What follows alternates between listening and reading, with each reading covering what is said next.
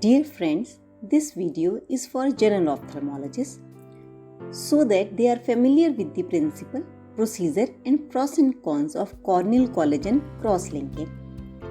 Let's start with the principle. Riboflavin is a photosensitive compound which absorbs UVA radiation and generates oxygen-free radicals. These radicals result in formation of new covalent bonds within and in between collagen fibers. These bonds make stroma more strong and rigid. This rigidity is helpful in management of those corneal ectasias which are non-inflammatory in origin. It has been used in keratoconus, post-LASIK ectasia and pellucid marginal degeneration. CXL is advised in those cases of keratoconus where progression is happening rapidly or very likely to happen. In children, progression is very rapid, hence we don't wait for progression. On the other hand, after 30s, usually progression is so slow that this intervention is not required. It's safe for endothelium if cornea is 400 microns after epithelium removal. According to Global Consensus report, progression is defined as consistent change in any of these two parameters, that is anterior or posterior surface deepening, thinning or rate of corneal thickness change.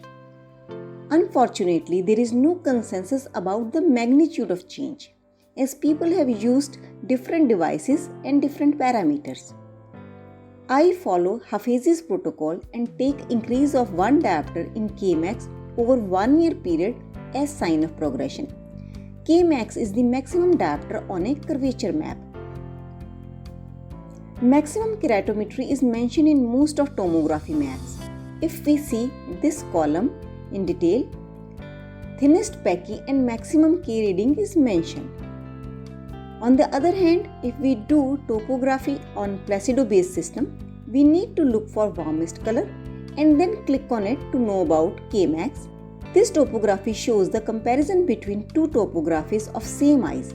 We can see that the Kmax has increased by 3.14 diopter over a period of 18 months. Cross-linking was advised to this patient.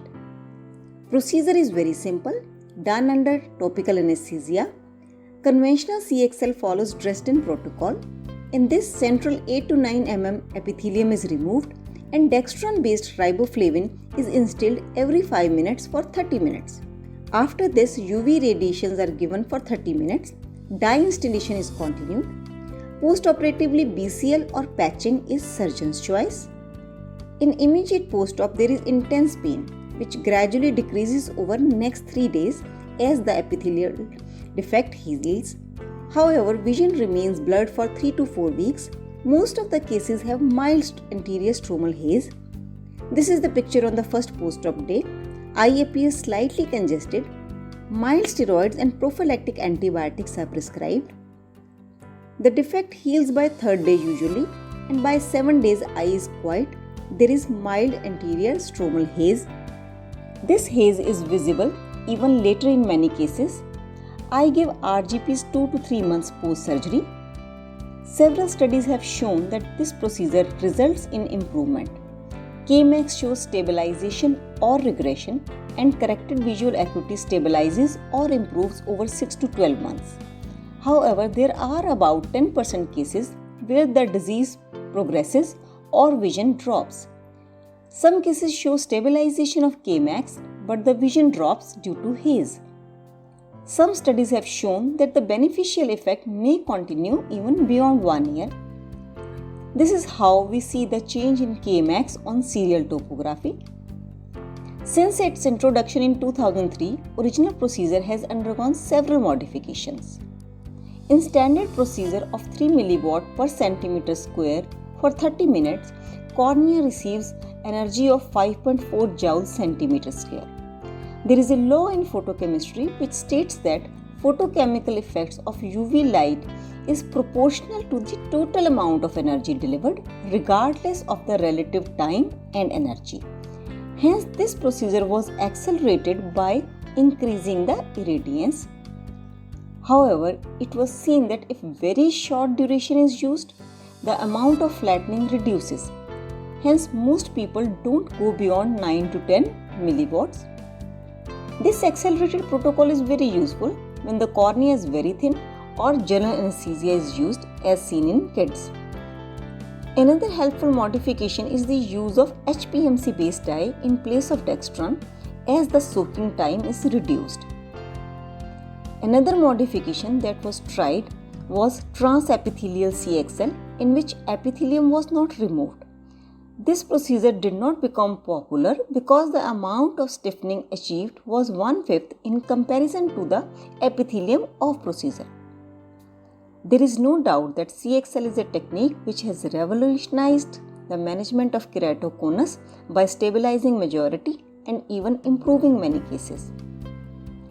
However, like any other procedure, it has its own complications. Mild haze after CXL is very common, but sometimes it's very dense, almost like a scar. This patient underwent bilateral CXL but developed dense haze in one eye. He was switched to betamethasone in place of loteprednol. It helped in reduction of the haze, and hence the drug was tapered gradually over next 2 to 3 months. Infective keratitis can also happen in initial deepithelialized phase.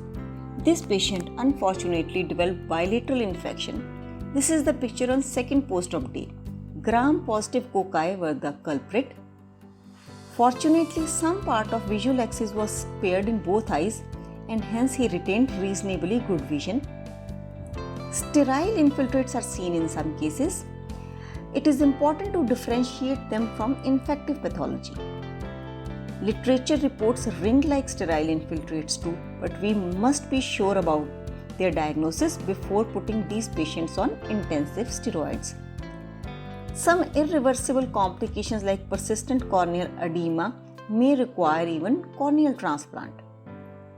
In my practice, I usually avoid bilateral procedures and BCL in majority of cases. If I put BCL, steroids are avoided till BCL is out, and I do regular follow-up till epithelialization is complete.